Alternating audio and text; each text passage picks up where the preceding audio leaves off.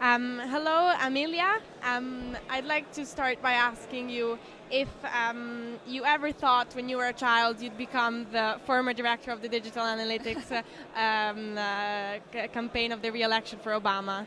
Well, I grew up around state-level politics. I grew up in the capital of Washington State, near Seattle, so I always was around politics and interested in it. But it wasn't until graduate school that I looked around and I thought, I think politics is very fun and interesting, and so that's how I got to do what I'm doing.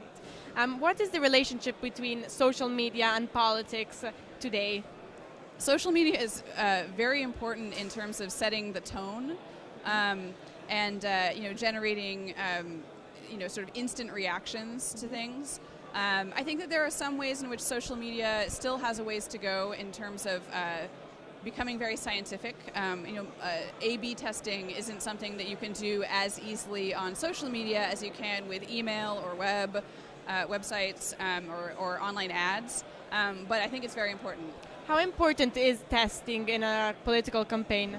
I think testing is very important. I mean, we found on the Obama campaign that we could get much better results if we tested out many different variations on the same messaging or different types of formats. And I was really surprised, actually, at how big the differences were.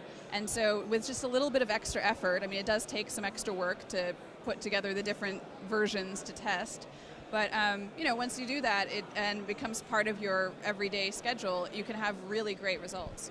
How do you ride the wave of the network without the risk of falling into the traps of the extremists?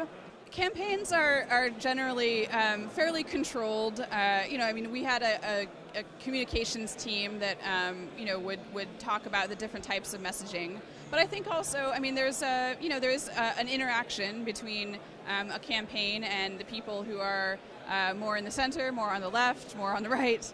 And so I think that it's a dialogue. Mm-hmm. What do you look for when you are building a team? I look for the smartest people I can find. Even if they're smarter than I am, I want them to be smarter than I am.